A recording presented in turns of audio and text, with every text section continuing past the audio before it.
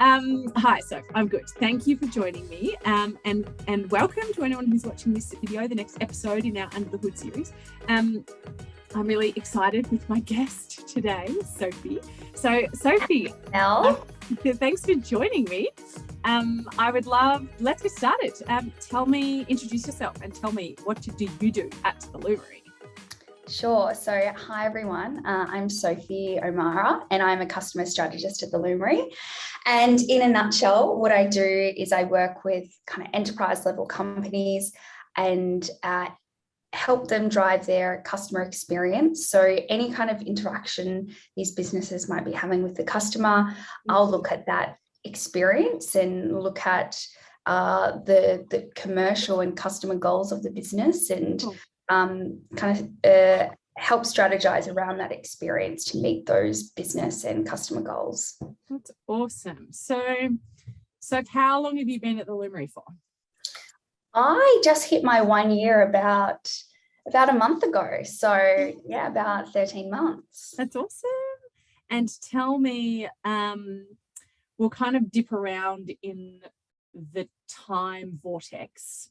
I'm really keen to hear your story about what brought you to the Lumery and kind of what you've done with your life before that. But tell me, what was your first day at the Lumery like a year ago? Paint the picture for us. Well, it was very organized. I got sent my whole agenda of my first day days before my first day. It was probably the most professional onboarding experience I've ever gone through. So I knew who I was meeting with. I knew what the meetings were about. So I had a pretty packed agenda. I dived in by, I think the first person I met was the head of technology. So AJ, Alistair, and one of the founders. And at that point, I didn't really have a good understanding of what the Lumery even did, because our service offering is so mammoth and incredible and a little bit complicated. So he kind of took me through that. But yeah, I just met with different people within the business, and that continued throughout the next 2 weeks. But it was very exciting and fun. I'm chuckling to myself, Soph, as you're talking about AJ, because I've literally just slacked him. He's our head of technology, right? And I've literally just slacked him to be like, why is my computer overheating? So he is a man. He is a man of diverse talents. So that's cool. So he's very patient. Yeah. I message him a fair bit at the moment with questions, and he's always like sending me detailed responses and let me know if you want to get it on call. And I'm like, it's so good. Very nice of you. You're a busy man. Yeah, it's awesome. Yeah. It's a pretty cool. That's actually cool. We're talking about this because one of the questions people often ask when they're starting somewhere new is how genuinely approachable are people in the business, and the co-founders and directors, and what's your thoughts on that, Soph? Like when you think about the different people in the business and approachability and kind of having a seat at the table, compared to other workplaces you've worked at, or what you've seen, what's your experience been like? Oh, that's a great question, because that's one of the things I love the most about Lumery is how approachable the leadership and executive team is. It's honestly, it's wild. Our leaders are so smart and experienced and successful, yet I don't feel, I say this in the best way, I don't feel intimidated by them. I feel comfortable around them. You have this immense level of respect for them, yet you feel like, just really comfortable with them. I make jokes with them, I tease them a little bit, it's just a great relationship, and that they have with all of us. It's pretty amazing that we have this immense level of respect for the leadership team, yet we feel so comfortable and at ease around them. And awesome. It's great. It's really cool. Really cool. And we can ask them why our computers are overheating, and they can help, which is I've gotten in the habit of asking lots of dumb questions. Maybe I'm a little bit too comfortable. So Sophie, some random facts I know about you, which kind of leads into my next question, is you used to live in New York. Tell me about your journey to the Lumery. Tell me about what you were doing. Almost New York. So I was actually in DC, but a lot of DC, New York, because I spent a lot of time in New York, and I was there for work a little bit. So almost New York. New York would have been even cooler. But yeah, so I lived in DC for about 2 to 3 years, and I was working in marketing and communications in the academic not-for-profit space. And that's when I really got to know marketing technology, and I discovered marketing automation. And the level of expertise over in the US is pretty incredible. So I was so lucky to have this amazing mentor called Kara, and she was my manager, and she introduced me to the world of marketing automation, specifically HubSpot. And I was really lucky that the organization I was at the time were extremely supportive of both professional development and just tech and data, and supporting like the adoption of more cutting edge technology and marketing practices. So yeah, they gave us these technologies, and they sent us to conferences all around the US to go network and to learn about how to use them. And so I went to, for example, the HubSpot conference in Boston every year, and met some really heavy hitters. And yeah, it just blew my mind away, the whole world of marketing technology. So I was pretty fortunate to have that experience. It was pretty exciting. Really cool. Now, who did you actually first meet, and how, from the Lumery?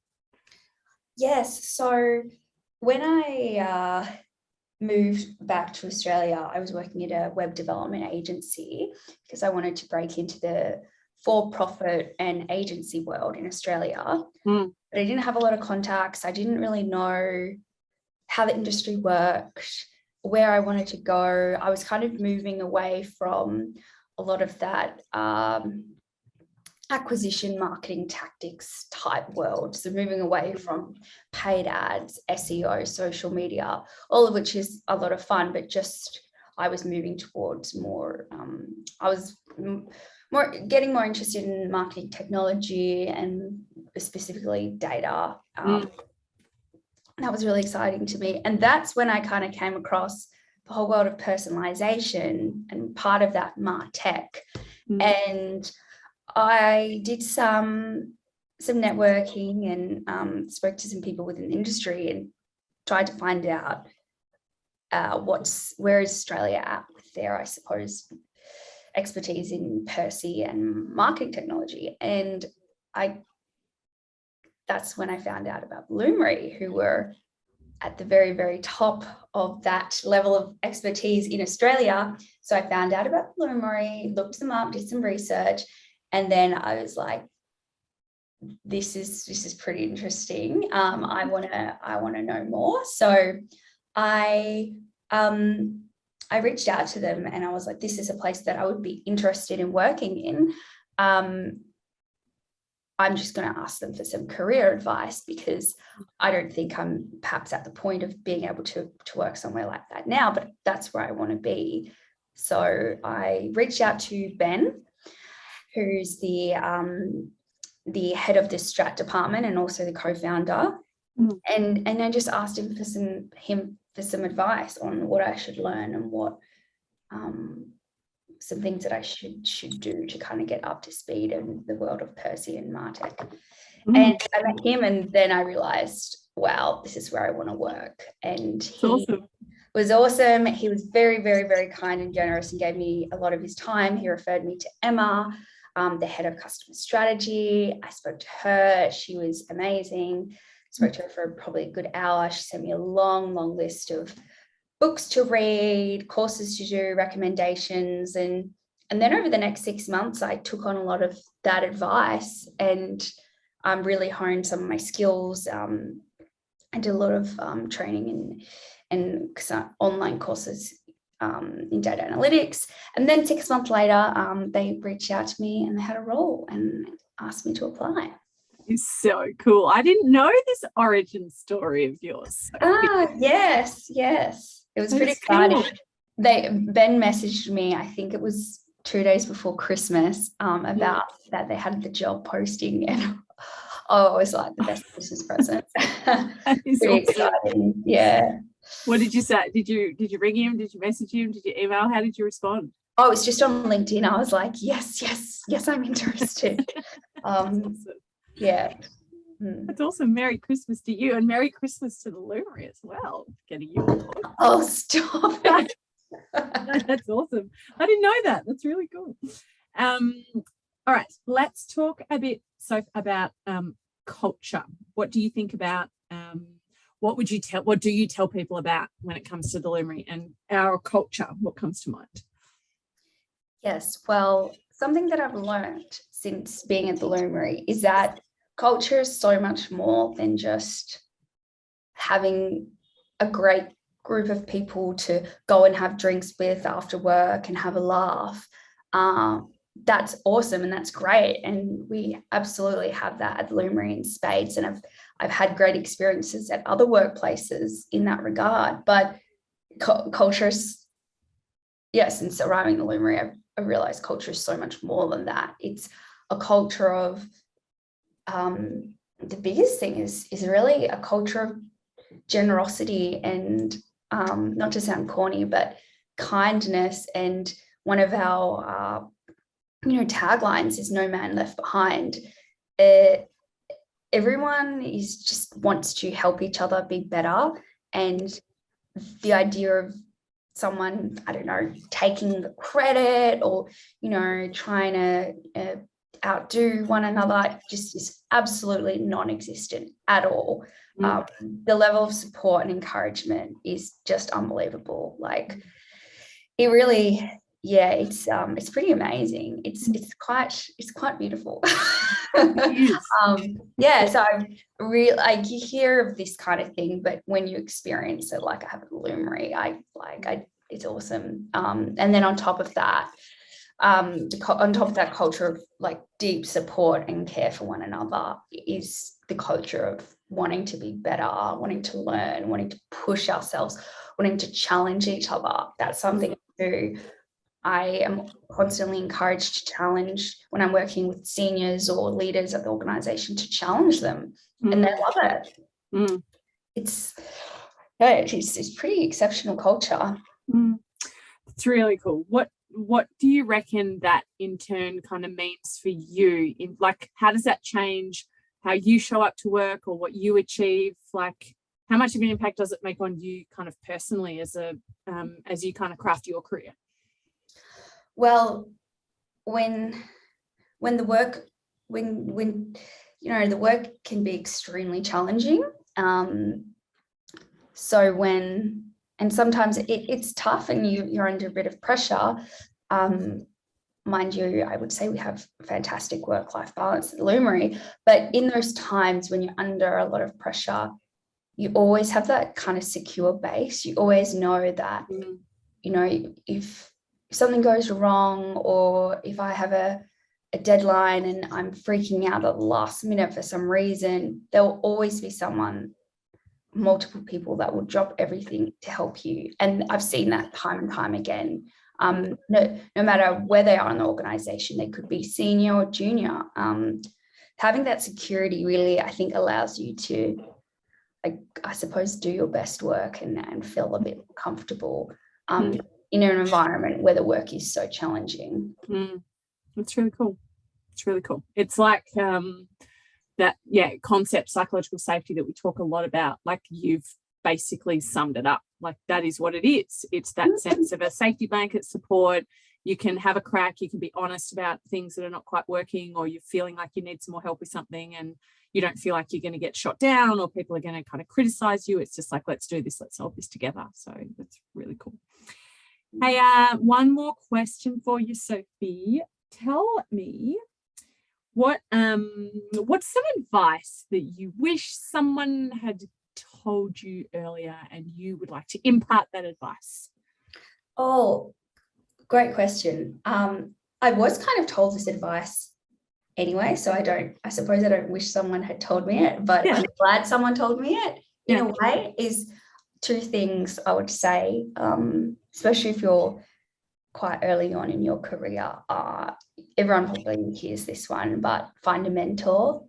Basically, all of the most impactful parts of my career have always been down to having a great mentor. I've had a couple of great mentors, many of which are now at Lumery, that have been extraordinarily impactful in my career. And a big part of that is just having them to help you find your way and work out what you enjoy, help you realize what you enjoy and then how to pursue that path. Side note, that's something that Lumery is really great at, is crafting the work to fit your goals and what you enjoy. So it's very flexible in that regard, which is amazing. And then the second piece of advice would just be, don't be afraid to kind of just go out and reach out to people. And there are no kind of rules. Generally, people in the industry, they want to be helpful. They love talking about what they do. Just as I did, reached out to one of the founders, and I think he really liked having a young person ask for their advice. And the worst thing you can do is that you might not get a response, but so just reach out to people on Twitter, LinkedIn. That's what I used to do a lot when I lived in the US. I would reach out to kind of experts in the data analytics on Twitter, and I had a couple in all around the world that would kind of help me with little things. And it was just people are very willing to help, I think.